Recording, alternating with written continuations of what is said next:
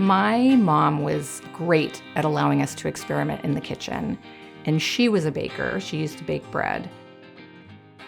I can say that I was a professional baker at age 13. My best friend and I were trying to earn money to go to Marriott's Great America, to the amusement park.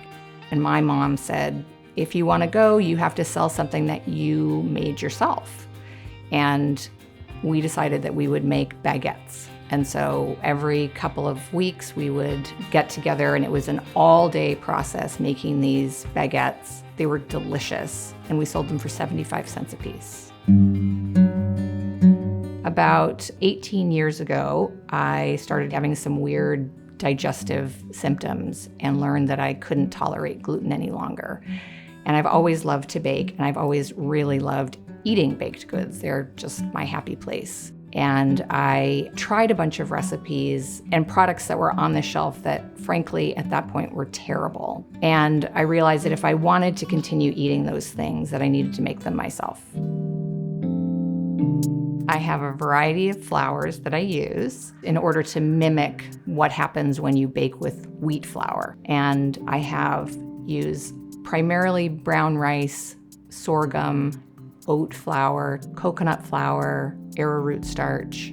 And then I have a variety of different flavors that I do. So the pumpernickel would have chocolate and molasses and caraway in it. I do an orange bread that grinds up half of an orange for each loaf. And then I also do crackers that have lots of different kinds of seeds in them, flax seeds and pumpkin seeds, sunflower seeds, chia seeds, and olive oil. I found out about Charlotte baking gluten-free bread from a neighbor of mine, and my son and I have been eating gluten-free forever, and Charlotte's loaves are incredibly crusty and heavy and satisfying. This is fig pecan, and my other favorite is her pumpernickel. Bread's really like the unicorn, I guess. You can get great cookies. There are places that do cakes that are pretty good. And bread is this, you really need gluten. That's what makes the bread stretchy, and it allows you to get the big pockets of air in there, which helps it to rise. And so recreating that without gluten requires additional things to kind of shore up the dough, and it definitely took a while. Hey. I usually order 2. This time I only did 1 because I'm probably going to eat it by the time I get home. Your favorite, too, I know. It's the chew, it's the flavor, it's the crumb. In terms of the finer tuning, the texture and the flavor, that's all, what feels good to me, what smells good, what looks good out of the oven.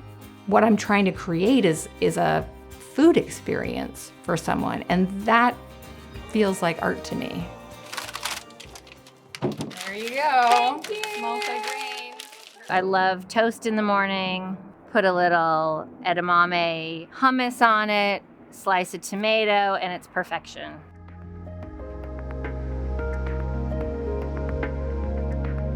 A big part of my MO in how I live my life is to try and make food for people so that everybody feels welcome to eat. So when I have people over, there are a variety of different things for meeting people's different eating needs.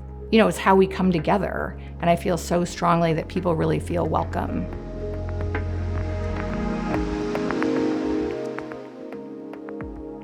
For more information, including how to sign up for Charlotte's regular email updates, go to wellfedbakery.com.